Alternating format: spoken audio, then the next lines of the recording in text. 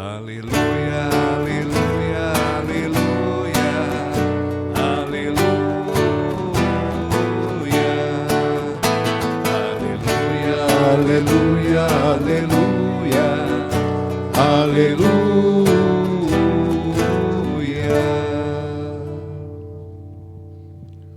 O Senhor esteja convosco. Ele está no meio de nós. Proclamação do Evangelho de Jesus Cristo segundo Marcos. Glória a vós, Senhor. Naquele tempo, os mestres da lei tinham vindo de Jerusalém. Os mestres da lei que tinham vindo de Jerusalém diziam que ele estava possuído por Beelzebu e que pelo príncipe dos demônios ele expulsava os demônios. Então Jesus os chamou e falou-lhes em parábolas. Como é que Satanás pode expulsar a Satanás? Se um reino se divide contra si mesmo, ele não poderá manter-se. Se uma família se divide contra si mesma, ela não poderá manter-se. Assim, se Satanás se levanta contra si mesmo e se divide, não poderá sobreviver, mas será destruído. Ninguém pode entrar na casa de um homem forte para roubar os seus bens, sem antes o amarrar. Só depois poderá saquear sua casa. Em verdade, eu vos digo, tudo será perdoado aos homens, tanto os pecados quanto qualquer blasfêmia que tiverem dito. Mas quem blasfemar contra o Espírito Santo nunca será perdoado, mas será culpado de um pecado eterno. Jesus falou isso porque diziam que ele está possuído por um espírito mau. Palavra da salvação. Glória a vós, Senhor.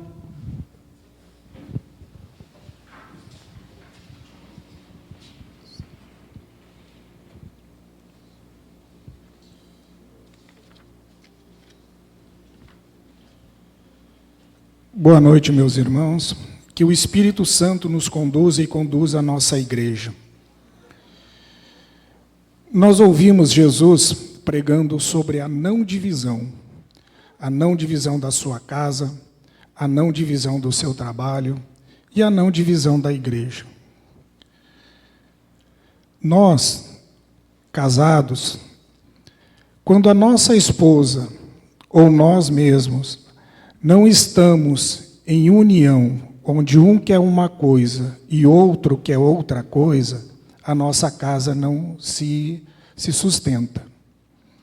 Na nossa empresa, se nós temos um sócio e cada um pensa de uma forma diferente, a empresa também não se sustenta. Se no nosso trabalho nós estivermos divididos com os nossos colegas, também o nosso trabalho não dará frutos. E é isso que Jesus prega. Jesus prega a união. Jesus quer que todos se mantenham unidos. A nossa igreja é uma igreja única, sólida, mesmo nós recebendo vários e vários ataques.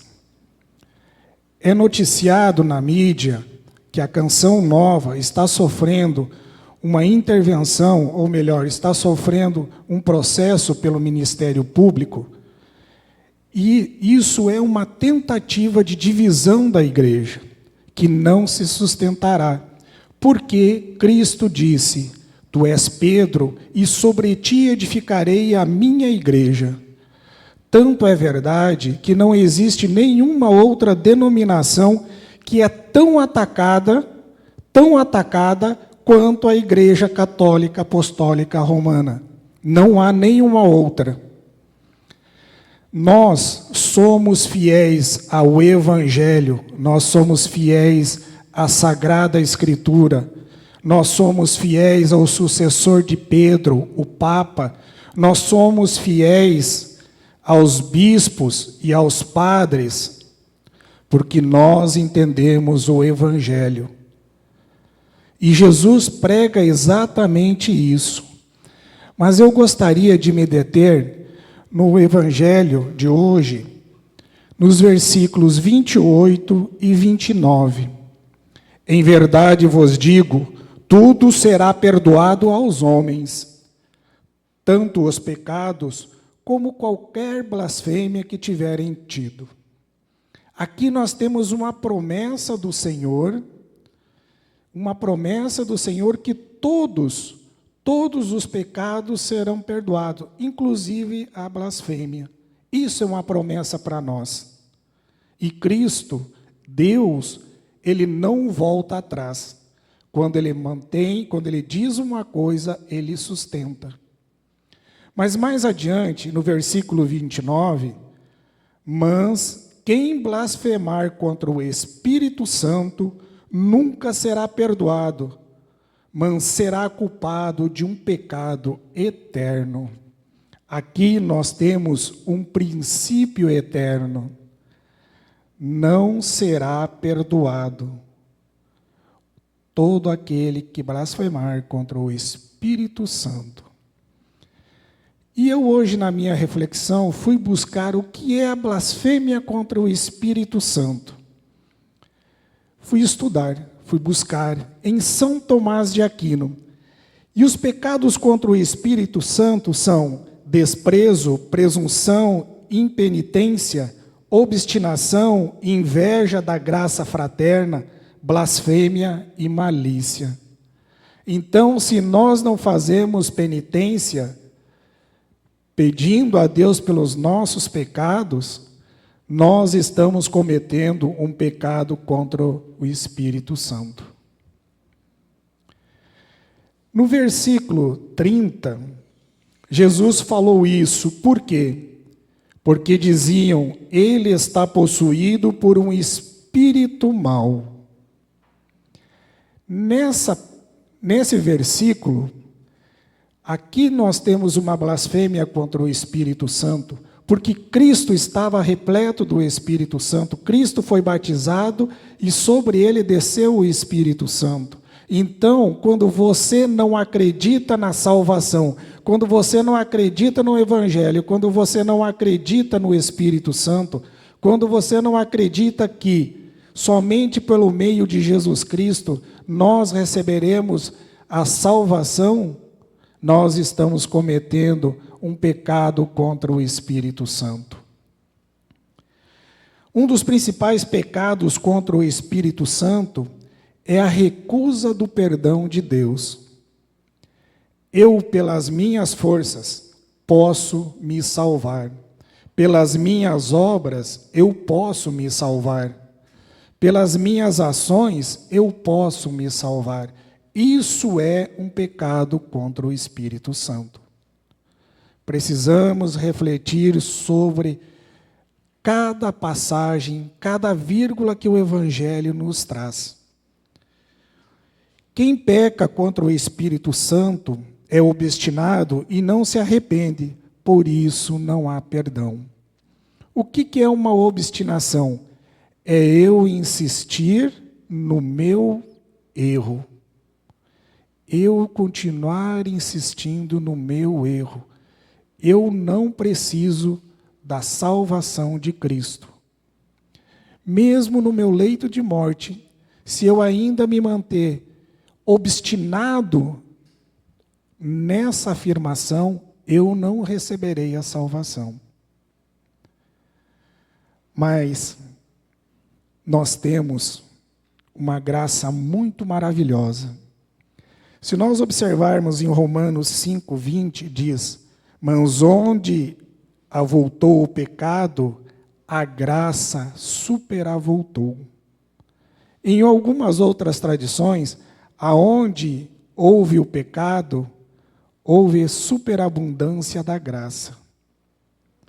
Então, meus irmãos, nós precisamos nos reconhecer pecadores e que sem a penitência, sem a confissão, nós e o reconhecimento de que Cristo é o nosso Salvador, nós estaremos condenados. E felizmente, a graça de Deus flui constantemente, de forma imensurável, que está sempre disponível para nós, desde que nós acreditamos, tenhamos fé que Cristo é o Senhor e Salvador. Eu finalizo dizendo que a cada vez que eu estudo o Evangelho, que eu leio uma passagem bíblica, eu me reconheço um pecador. E peço a Deus a graça de sempre poder continuar a estudar e ler a palavra de Deus, reconhecendo que Cristo é o meu Salvador. Por isso eu peço a vocês, irmãos e irmãs, que nós tenhamos mais contato com a Sagrada Escritura, porque somente conhecendo a palavra de Deus, nós iremos alimentar muito mais a nossa fé. Nós iremos alimentar muito mais a vida em santidade, porque nós fomos criados para ser santos. Nós fomos criados para ser santos. Então, precisamos abdicar das coisas do mundo. Precisamos abdicar daquilo que o mundo nos oferece como bonito, que na verdade é só uma enganação. Então, meus irmãos, eu finalizo dizendo que o Espírito Santo venha sobre nós, sobre a nossa igreja, para nos manter fiel, fortes e cada vez mais fortalecidos no Espírito Santo e no Evangelho.